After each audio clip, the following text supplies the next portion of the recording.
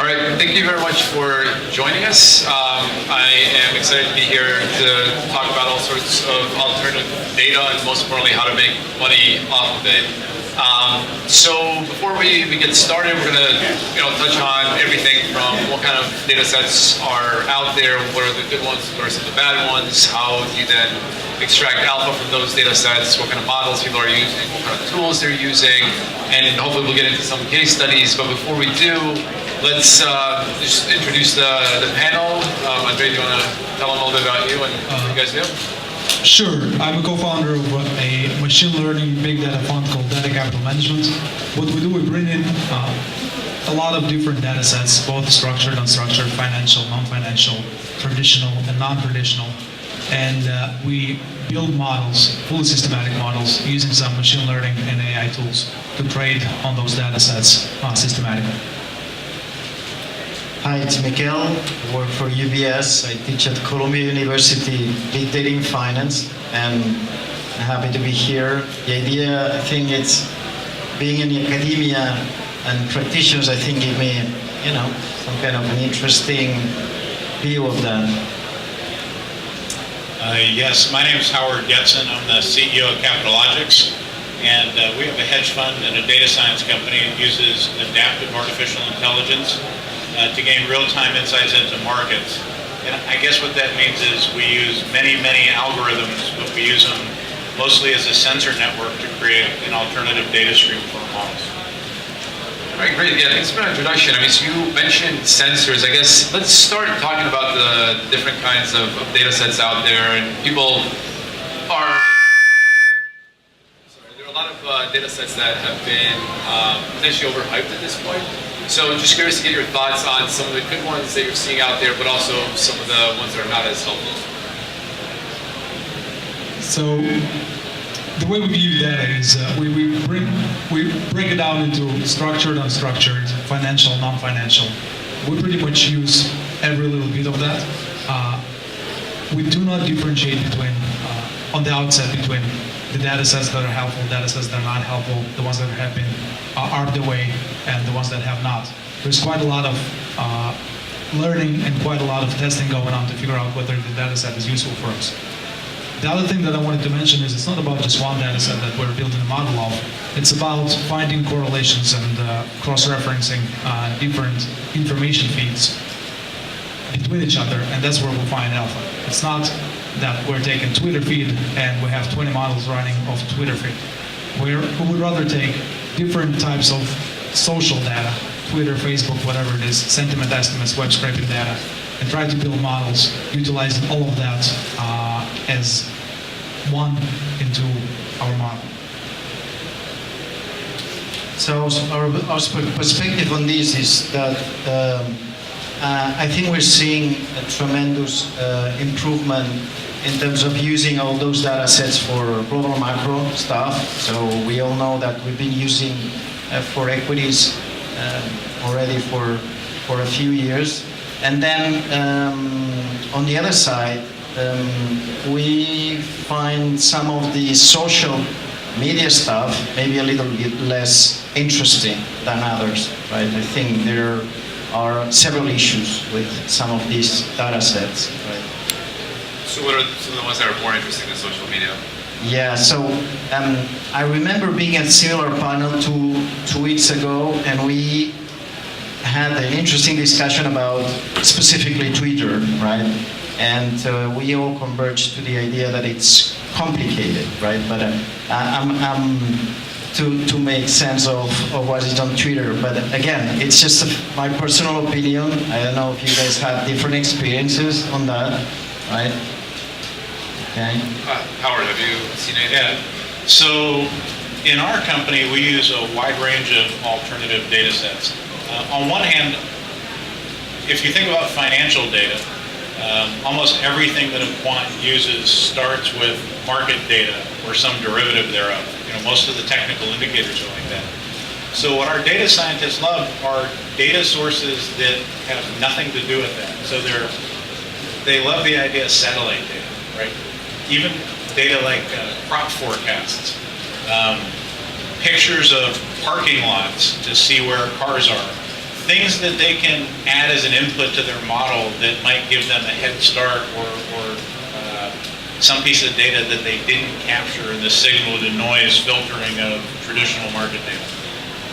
In the Internet of Things, I think sensor data is becoming more and more important.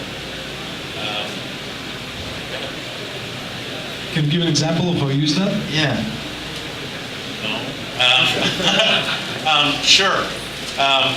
So one of the things that we do right now is we look for different AI or machine learning or deep learning techniques that might be tradable by itself. And there are some techniques that we haven't been able to find a way to trade by themselves.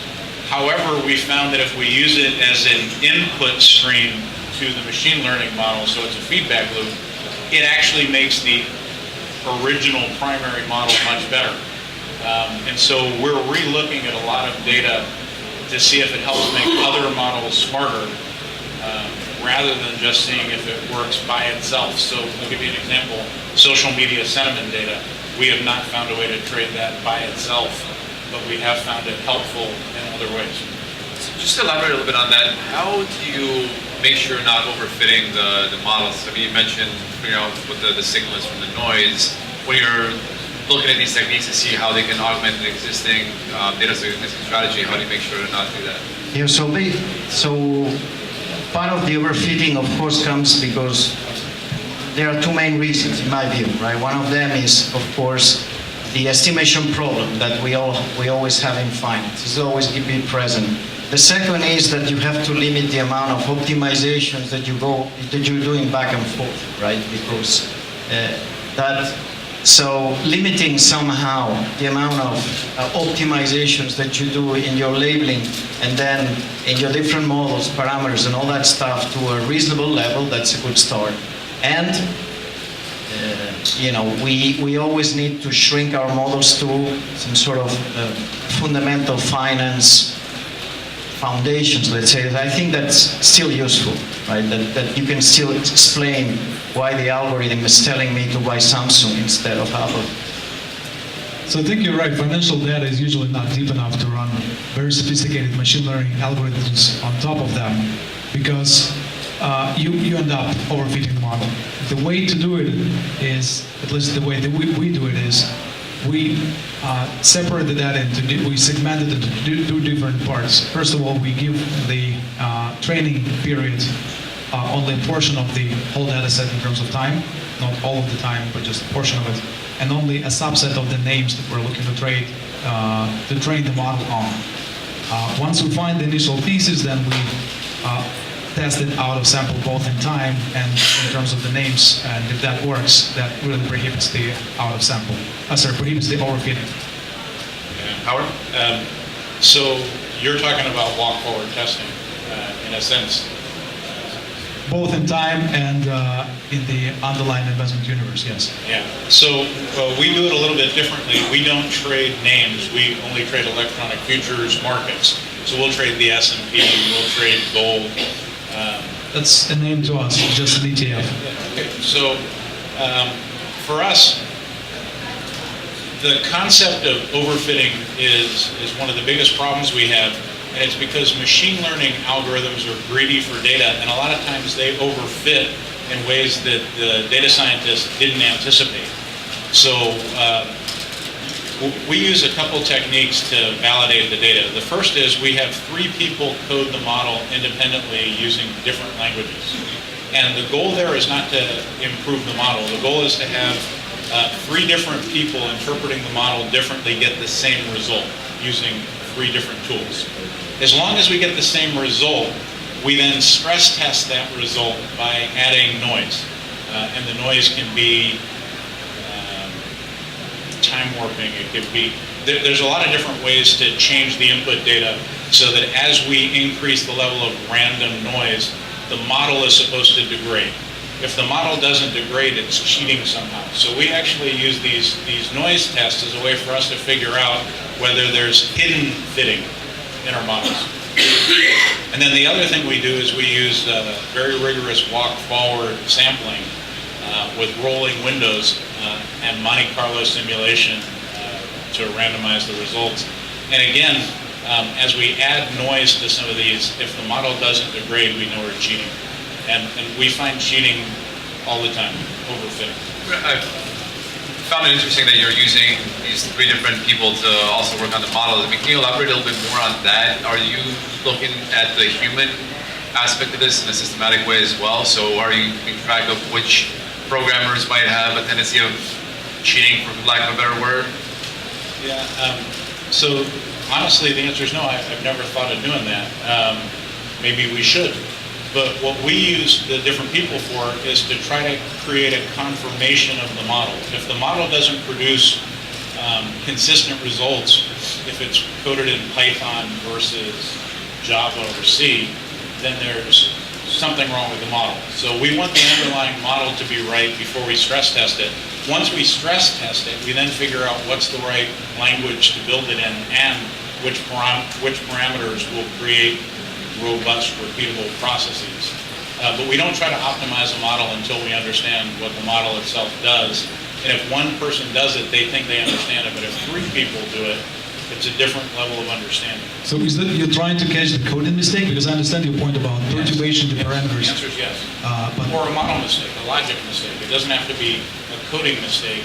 It could be that we're using the wrong tool for the wrong job. I mean, here with alternative data, one of the biggest challenges I think we have is everybody says, oh, I want to use machine learning. But if they use it for the wrong thing, or they use a Markov model for something it wasn't designed for, they're going to get a result. They'll think it's good because it looks good, but it won't actually perform well.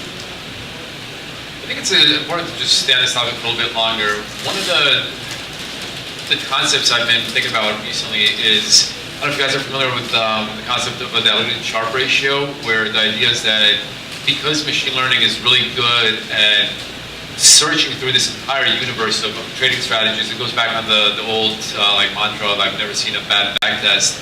By searching for a lot of these backtests, very quickly you're going to stumble, even if you're testing at a 95% confidence interval, 5 times out of 100 you're going to stumble onto something that you think is real that isn't.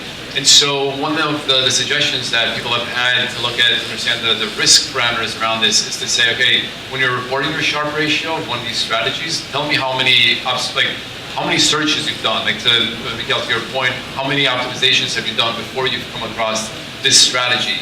Is that something that you guys have seen, or what do you think of that? So if there's a remedy for overfitting, I think that robustness is a good place to start. So I think that everything you do in terms of understanding if the model is robust, right? In terms of bootstrapping, instead of seeing if the parameters change a lot or not, etc. It's very important, right? So if you see that the model is particularly bad in several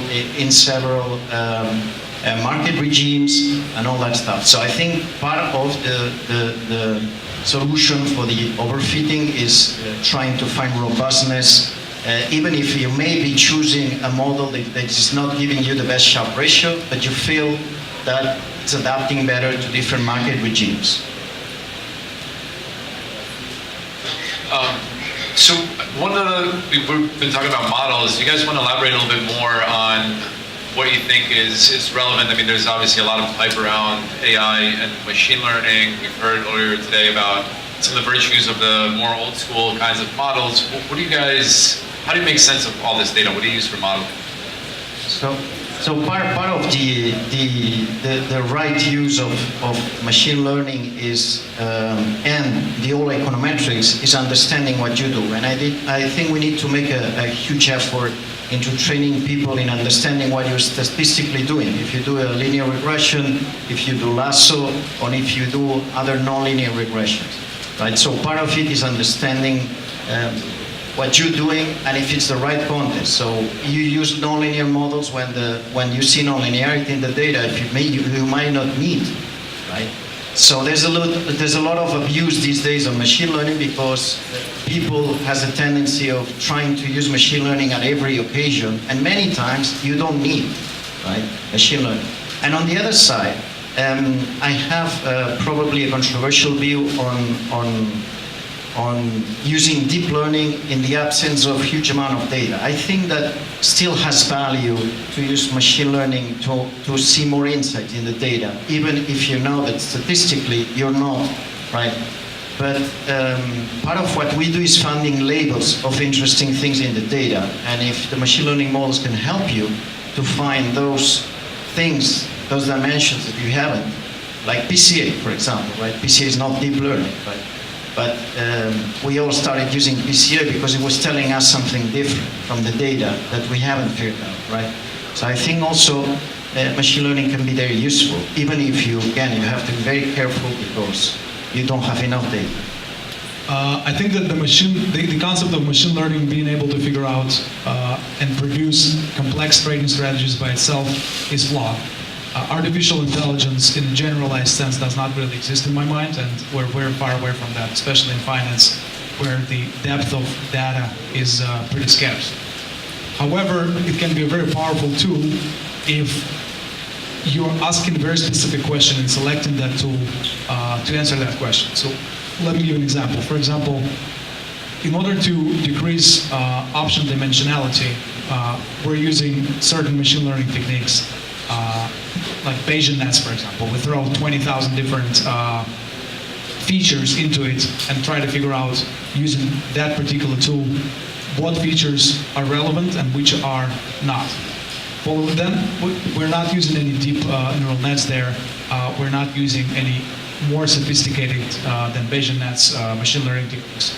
Following from there, we use simple decision trees in many cases where we say, okay, these are the 30 factors that seem to matter, and most importantly, that makes sense to us as humans. Those 30 factors make sense to us.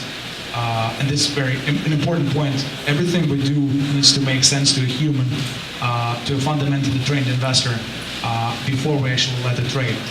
And then we use the decision tree to figure out, okay, out of those 30, what are the parameters and what are the decisions that need to be taken in order to build a model. So it's all about asking the right question and taking the right tools, adopting those tools to answer those specific questions, because off-the-shelf tools, they don't really exist in finance, and then it could be very powerful. I think we should touch on the tool aspect a little bit later, but Howard, do you have a comment? Yeah. One of the things that I think is important is as artificial intelligence or machine learning or deep learning becomes a bigger part of trading, the staffing and who makes those decisions and who creates the model versus who decides that it's trade worthy becomes more important. In our company, it was interesting for me to hear that you said that every idea that you're willing to trade has to make sense to a human. That's not true in our company. In a sense, I look at a programmer, somebody that used to build an algorithm, as somebody who said, I'm going to use tools to solve this problem and optimize the result. But when I use machine learning, what I'm saying is I've defined a problem and I want the machine to find a solution even if I didn't understand it. I want my staff to understand the math. We have people with PhDs in applied math and optimization theory and all sorts of crazy stuff. But they build a model that they believe works, and then we throw it to the trading team who decides whether it fits in the portfolio. But the model is the model, and my traders can't change the model. They can only change the risk parameters around it, including being able to say yes, no money. So I align with you, Andre, on this, in the sense of, so one of the most successful financial NLP providers, I'm not going to give names, but whenever you ask them what do they really do into the NLP space, right, and we've discussed this morning, it's much less machine learning than you might think. So you need to do a lot of human labeling, because we do a lot of things very well ourselves. And sometimes we just need to automatize what the human does when reading an earnings release, rather than trying to throw a deep learning, right, and see what the answer that gives us. So that even NLP, it's much less machine learning than you might think, right? Because you need to do a lot of human labeling, that it's very useful. Yeah, I agree with that. I just saw an XKCD comic recently that alluded to that fact about basically human workers and their contributions to AI that are often overlooked. And it basically said that AI is just a computer's way of finding ways to offload work onto random strangers. And I think that explains a lot of the training that goes into those models. But Andre, just one of the points I wanted to come back to was, and there's some disagreement here in terms of the role of humans in the mix, whether they should have the ability to make any sort of decisions or whether it should be left to the machines. One of the, tying this back into the model component, the Bayesian models are really well suited for allowing the human's judgment to enter in the form of priors. And I think that's one class of models that tends to be overlooked a lot recently because, but in reality in finance, they have a lot of great applications. You're dealing with sparse data sets, which you don't need to do deep learning on. You want to incorporate human knowledge into that component, which is where the priors come in. And finally, like, you don't want to just output one variable. The Bayesian output is a distribution, which inherently has a risk characteristic to it. You can see the likelihood of other outcomes.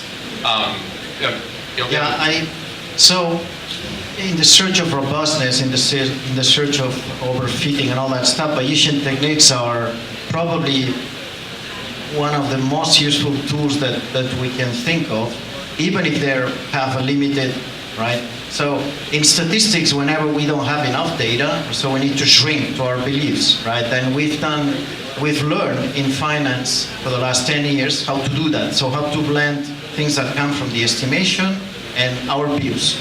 And we somehow, these days with Black Liederman and other stuff, at least understand how we need to blend things, right? So yes, the answer is shrinkage, and our beliefs, our views are a fundamental, or in general, a fundamental part of, think about it, all you do is heuristic choices many times. The number of parameters, models, because the models are very close. So humans continue to be very important in the process, I think. Howard, do you disagree with that? Yeah, on a number of levels. We have millions of models, and there's no way for a human to keep track of them in real time. So the human tracks them as they're being built, as they're being tested. We manage the framework, the obstacle course it has to go through in order to say it's valid, but in real time, we have to be willing to trade-worthy systems because we're using high-performance computers, whether it's massive parallel processing or GPU-based machines or field programmable gate arrays, but things that speed the decision-making process up to the point where even if you could understand it, you can't understand it because of the scope, the scale, and the speed. I think we should differentiate between two things. Automatic execution of the pre-built model, that should be automatic, no doubt about it. The humans should not be involved. However, in the model development phase, I do believe humans should be involved for a number of reasons. Number one, regime determination is very hard. Systematic models work until they don't. And a classical example, if you're in a sideways volatility market, your trend following model is unlikely to work as well as it would have otherwise in a trending market.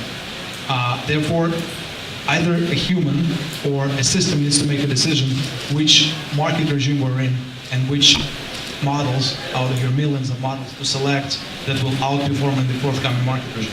That's number one. Number two, if you completely rely on machine learning to build in your models, you are unlikely to have any success simply because the number of permutations that you can run is infinite.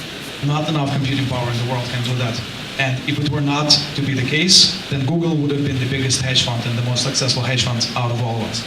And they're not. The reason they're not is because you do need some human understanding in terms of what actually drives markets, what matters for a company valuation, what events, what data feeds, and what sub-events and sub-feeds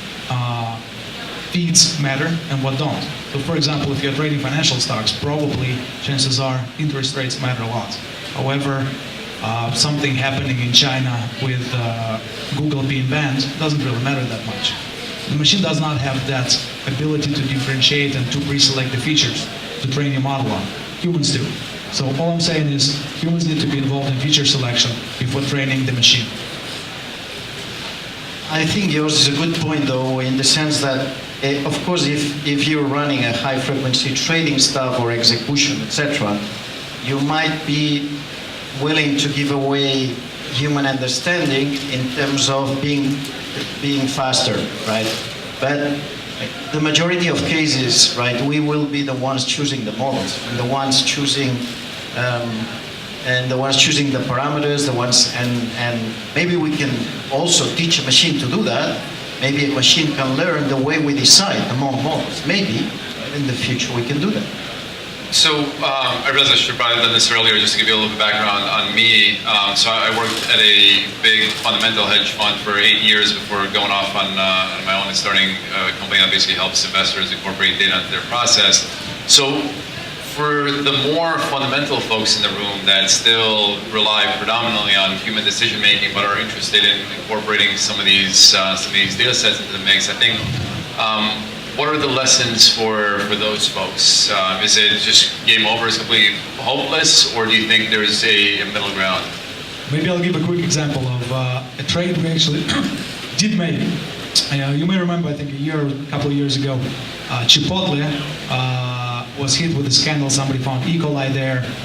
It was a pretty obvious short once the news hit the media. However, some systems discovered that E. coli outbreak happened in the news that happened 20 minutes before the major news picked it up, and there was a 20-minute window where you would be able to short. However, our systems also discovered that foot traffic in their competitor after the E. coli breakout has increased dramatically. So we're looking at Panera Bread. The foot traffic there was going way up, and the foot traffic at Chipotle was going way down. So there was not such an obvious long coming out of E. coli scandal for Chipotle. However, if you equip yourself with data sets that allow you to monitor for key drivers in the company from a fundamental standpoint, you're able to see that. Not necessarily in a fully systematic way, but you can see that. So game is not totally over, but it's getting tough. Let's put it this way. I think that maybe the question is, why wouldn't a fundamental analyst be interested in having more information, right? So I think that the fact that we have more models and more information, fundamental discretionary traders should love that, right? Why wouldn't you be interested in having more information about how Google, the searches, etc.? Right? Why wouldn't you, right? So I think that the whole fact that we have more information is good for everybody, also for discretionary traders. Yeah. In a related but slightly different topic, it's even if you find the data interesting, I think one of the most important things you have to figure out is how do you ingest that data? How do you validate it? How do you figure out what periodicity of the data gives you signal versus noise? And that was, frankly, a discipline, a series of people that we didn't have. And I used to do it in our trading group. So the trading people would take the data, but now it's handled in our data science group because it's considered more mission critical. And it's taking the data in, but making sure that it's valid. It's fixing holes, finding inconsistencies, figuring out how and where we use it. I think that becomes a more important skill set as you start to say, as I have more data available to me, which ones are coincident, which ones are causal.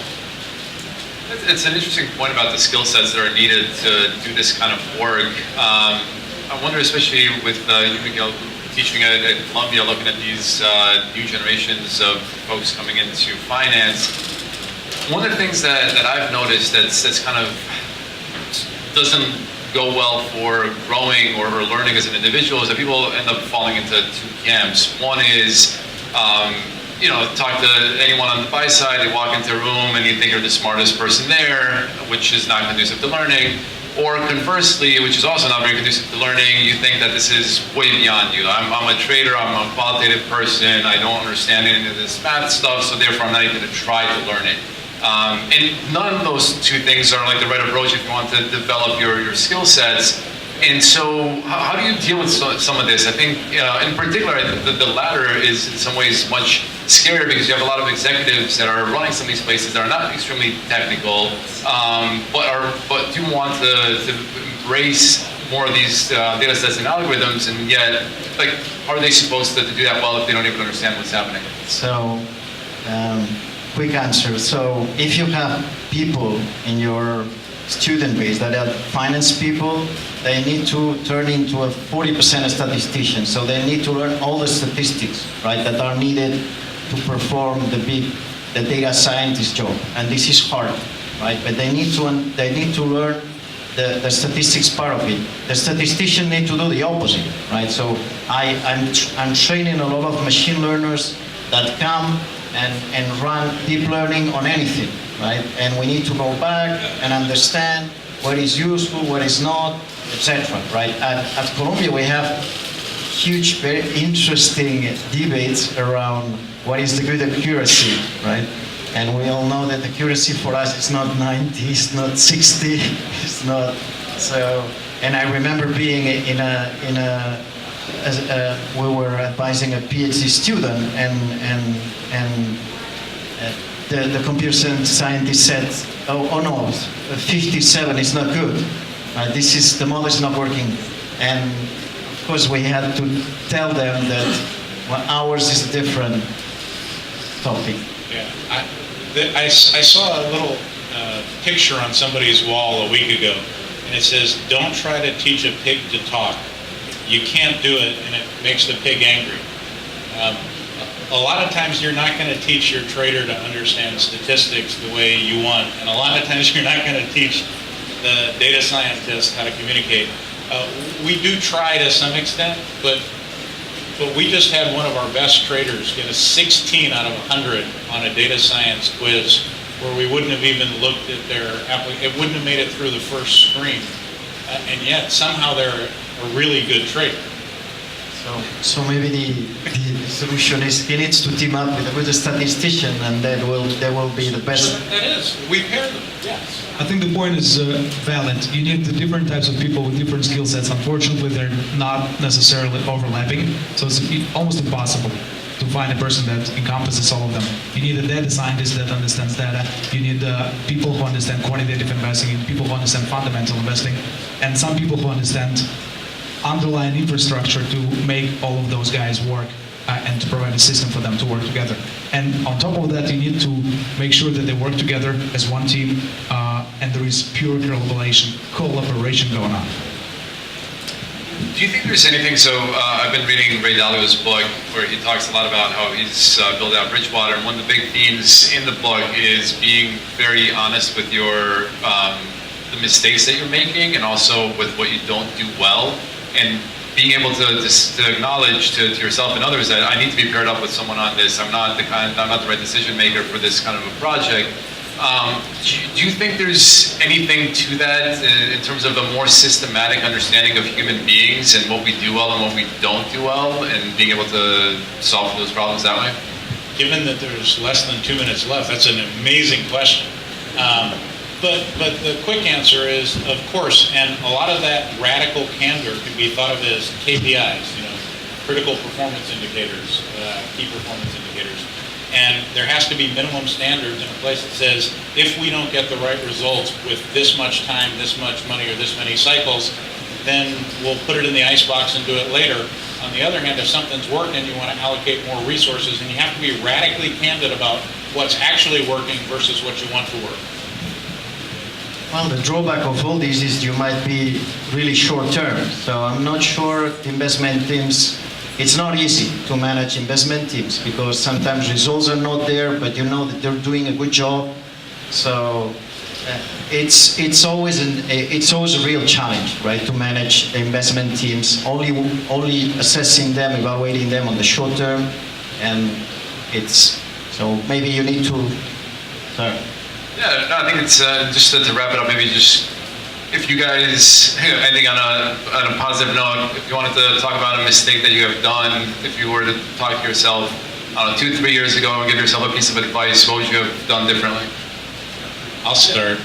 I did not understand how important clean data was. And it doesn't mean I didn't really understand. I didn't realize how dirty the data we were using was. And if you think about garbage in, garbage out, nothing in, nothing out, it's really hard to build real-time machine learning models off of bad data.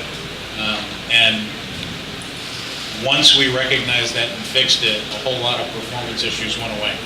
And it cost me a lot more money than I'd like to admit, but it was a very painful and important lesson. A, I would fully agree with that. B, we underestimated how hard it would be to build the big data infrastructure that we are using right now, bringing all the data sets, making sure that they're clean, setting up the processes for checks of the validation of the data, running a truly bitemporal data process, having it being able to scale in the cloud. It's very, very hard. It takes a lot of effort financially. It takes a lot of effort from very smart people working on this. So you cannot underestimate the upfront investment that needs to go into this. All right, thank you very much. And I'm sure these guys will be around if you have any more questions for them. Questions now, yeah. We'll open up the floor for, I think we have time for about 2 quick questions if anyone wants to ask them anything. We'll move on to our next panel. Moderator is Joe Rosen.